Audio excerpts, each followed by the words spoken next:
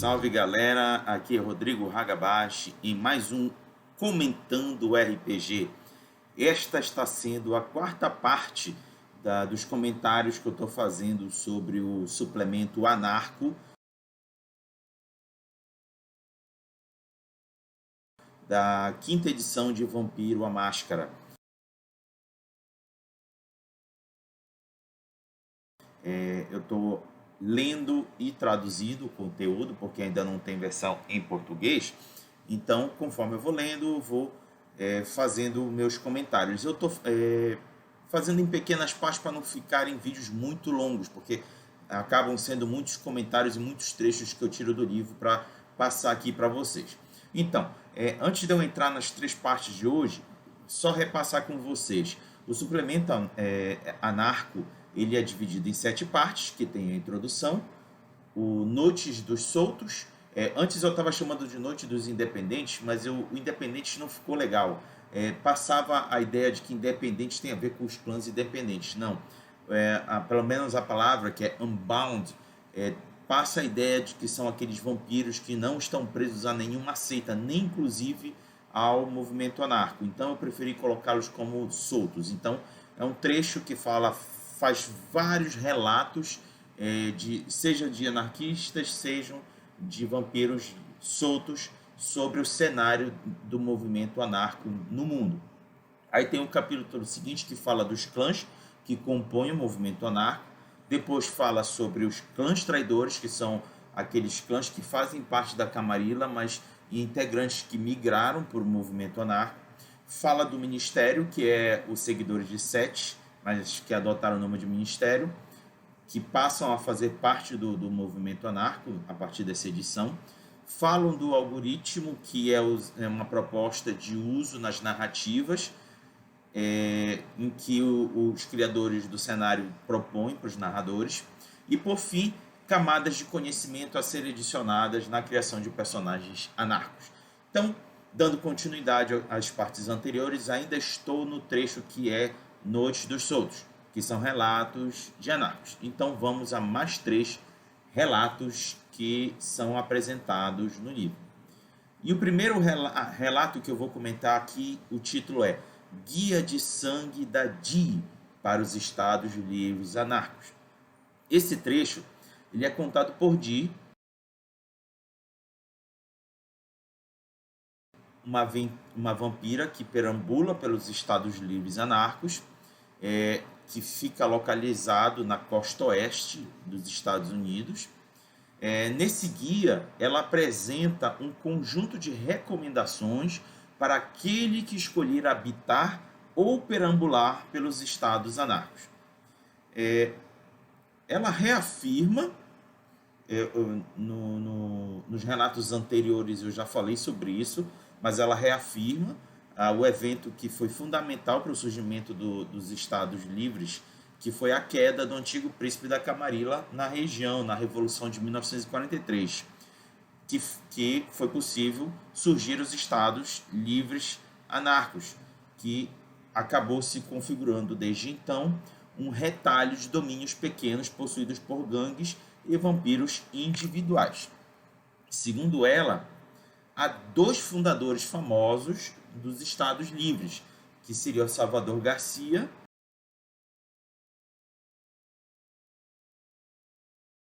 e o Jeremy McNeil.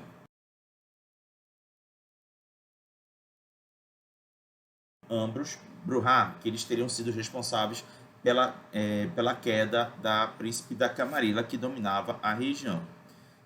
Segundo ela, Salvador Garcia seria como um Che Guevara que escreve manifestos e outras coisas que, segundo ela, muito chatas. E ele também teria participação direta na morte do antigo príncipe. Já o Jeremy McNeil, segundo ela, muita gente gostaria que ele fosse como se fosse uma espécie de Fidel Castro dos Estados Livres. Olha aí a comparação que ela fala.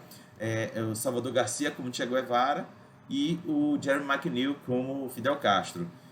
Bem interessante essa comparação. Segundo ela, ele é um ancião e tem o poder para fazer isso, de ser uma espécie de líder do movimento anarco na região. Porém, ele prefere ser uma espécie de faxineiro, alguém que mantém os forasteiros sob controle. Quanto ao domínio nos Estados Livres, ela considera super complicado a formação deles, pois como não há príncipe para dar permissão para se caçar nos domínios, então a caçada é mais limitada pela percepção dos habitantes da área do que qualquer outra coisa. No entanto, ela relata que há domínios sob controle de vampiros. Alguns deles, como McNeil, preferem manter seus domínios abertos para todos. Quem quiser pode caçar, tem alguns controles, mas nada muito repressor. Já em outros, como no do Garcia, tudo é mantido e bem controlado. Novamente apresentando essas diferenças entre domínios nos Estados Livres. Além disso, os limites dos domínios, como é muito confuso, né, muito variado, tende a mudar com o tempo, por causa do surgimento e desaparecimento de gangues, fazendo com que as fronteiras sejam renegociadas e guerras aconteçam constantemente. Portanto, a quantidade de domínios nos Estados Livres pode ficar variando de 10 a 30. Portanto, é tão volúvel o ambiente nos Estados Livres que a questão do domínio varia ao longo do tempo e conforme os eventos e conflitos que ocorrem dentre eles. A Di também relata sobre a casa noturna anarco chamada Um Gostinho de Los Angeles, que é um depósito, segundo ela, periclitante e simplório, mas que também é território neutro entre as gangues. É como se fosse o Elysium entre o movimento anarquista. E aí ela traz aqui à tona, nesse momento, outra figura de destaque no cenário dos Estados Livres anarco, que é a Fortier, uma Ancilla Ventru, que representa a variedade do que pode ser encontrado nos Estados Livres. Ele é um vampiro monopolizador de domínios ditatorial bem clássico, mas muito longe do poder necessário para realmente ser um príncipe. Ou seja, ele tem a postura, tem o comportamento de uma figura da Camarilla, mas ele não é forte o suficiente para se declarar príncipe. Os Estados Livres funcionam para ele porque ele consegue manter um pequeno domínio sem ter de se curvar diante de qualquer um maior do que ele. Ou seja, está confortável para ele porque não existe ninguém mais forte para fazer ele se submeter. Mesmo não tendo uma figura central, ela diz que os Estados Livres provaram a sua resiliência diante de ataques implacáveis. Foram pelo menos 2 invasões Sabá, uma tonelada de traições da Camarilla e incontáveis vampiros tentando estabelecer o seu próprio território no lugar.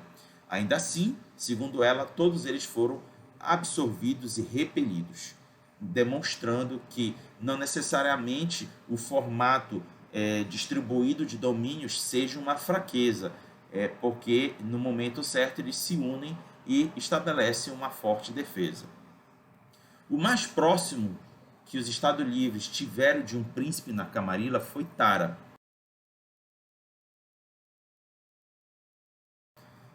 No caso, ela existe, né? Originalmente, ela é uma bruxa texana que veio da Califórnia para apoiar a Revolução de 1948.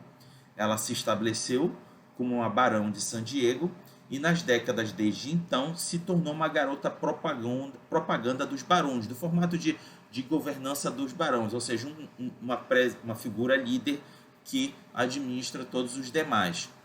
Porém, ela é relatado que ela tentou estabelecer um cenário conveniente com a Camarilla, onde ela até já tentou se tornar príncipe de Los Angeles, mas não conseguiu. Então, esse foi o relato da Di sobre o cenário dos Estados Livres anarcos na costa estadunidense, principalmente de Los Angeles. O segundo relato que eu vou aqui apresentar para vocês, o título é Damsel quer que você se junte aos Estados Livres Anarcos. Esse relato apresenta uma conversa em uma sala virtual de bate-papo privada e criptografada entre Damsel, que é uma bruxa anarco de Los Angeles, e um vampiro novato de Chicago desejando se mudar para os Estados Livres Anarcos. Damsel faz um relato bem interessante na organização vampírica nos Estados Livres para um apreensivo novato que sabe muito pouco, tendo como única referência a Camarilla. É bem interessante a conversa entre eles e a visão que a Damsel tem sobre como se configuram os estados anárquicos. No final dessa conversa, surge Armando Nines Rodrigues, por detrás de sua ocultação na sala virtual. Nines, para quem não sabe, é um bruxá e proeminente membro do movimento anarco nos Estados Livres. Ele questiona Damsel sobre se a novata vai sobreviver aos desafios de percorrer todo o caminho de Chicago até Los Angeles, correndo um sério risco de ser pega, seja pelas barreiras da Camarilla, seja pelas barreiras da Segunda Inquisição. Mas ficou claro que ambos estão, tanto Damsel quanto Nine, estão recrutando novatos para cada vez mais fortalecer a base dos Estados Livres em Los Angeles. Terceiro relato. O título é Conclave de Praga. Para quem não sabe, Conclave de Praga foi o grande evento recente que culminou com a separação da Camarilla e dos Bruhá. Mas vamos lá. Esse relato ele é feito em duas partes, ou seja, tem dois relatos que falam sobre essa tentativa e fracasso da Camarilla de usar a Inquisição para derrubar os anarcos. O primeiro relato é feito por Dalia Nakash. Eu não sei se vocês lembram, mas foi ela que fez os relatos do cenário do movimento da revolta anarco na França. Ela é uma ideóloga revolucionária anarco-francesa que não pude encontrar maiores dados ou maiores informações sobre ela na internet ou no fandom do mundo das trevas.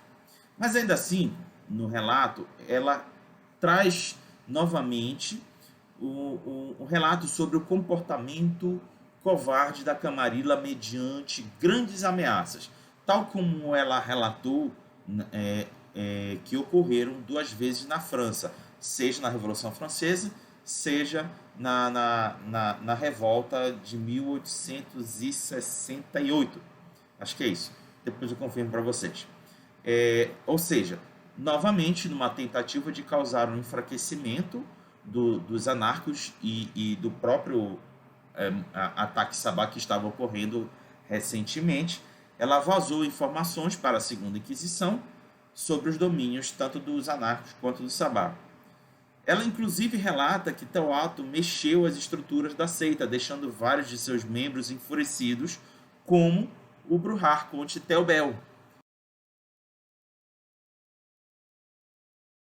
Como vocês viram no livro básico da quinta edição de Vampiro à Máscara, ele foi o responsável por destruir dois personagens importantes, que foi o Hadestadit e o...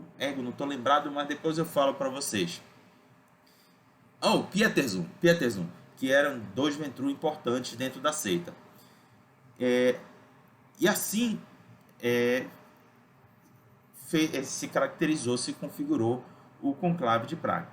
Segundo ela, os eventos após o Conclave de Praga fez com que a Camarilla achasse que, cortando os anarcos e os bruxá da seita, iria solidificar a sua posse sobre os membros do mundo, sobre seu domínio. Ou seja, ela entendeu que os anarcos e os bruxá eram um problema e que não era mais interessante para a seita ter eles do lado. Porém, o resultado foi o contrário, pois enquanto a Camarilla recuou para suas mansões e apartamentos de cobertura, eles deixaram as ruas para o movimento anarco, o que fez com que o movimento anarco surgisse no cenário e no metaplot de Vampiro à Máscara como um grande antagonista da Camarilla. No relato dela, em muitas cidades a Camarilla teve de recuar, controlando somente parte do território, deixando o resto para os anarcos, abrindo espaço para aqueles que forem espertos o suficiente para encontrá-los e assumi-los. Ou seja, hoje o cenário, algumas cidades você vai ver um conflito de controle do domínio entre os remanescentes da Camarilla e a ascendência de representantes do movimento anarco. Então, os anarcos ocupando espaços antes ocupados pela Camarilla, mas que foram abandonados. É muito interessante esse cenário, que inclusive eu estou adotando esse cenário de conflito para cá, para Belém, no cenário que eu construí para o projeto Belém Noturna, que estou tentando transformar em live action, projeto de live action. Quem estiver interessado, tem aqui no canal um vídeo relatando sobre esse projeto. Aí o segundo relato, aí termina o relato da Lia Nakashi. Já o segundo relato, ele é feito por Resha Ruhadze. É um grande personagem já bastante explorado dos seguidores de Sete, que agora ele fala a visão deles, que agora eles se chamam de o Ministério. Mais à frente no livro eu vou poder trabalhar um pouco mais e relatar para vocês sobre a presença do Ministério no movimento anarco.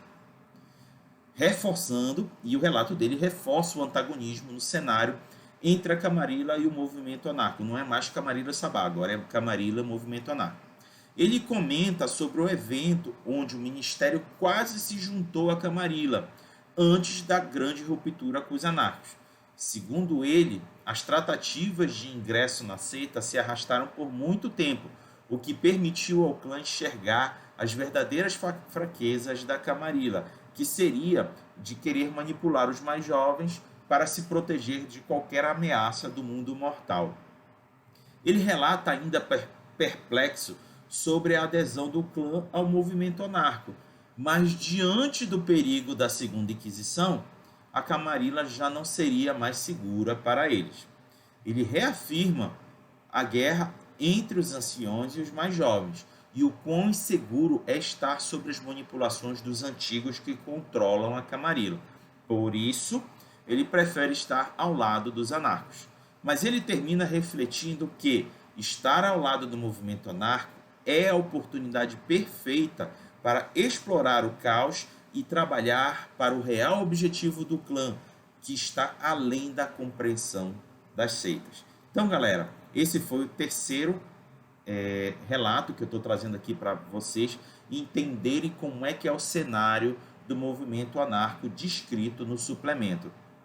O livro é muito interessante, passa bastante ideia de como é a configuração ao redor do mundo, mas por enquanto todos os relatos que estou trazendo aqui para vocês ainda se foca nos Estados Unidos e na Europa. Mas eu já adianto para vocês que eu já estou em alguns que já está abordando Cuba e México, ou seja, já vai fugir desse cenário europeu e estadunidense. Em breve estou trazendo eles para vocês. Semana que vem trarei mais 3 relatos para vocês, então aguardem e até a próxima!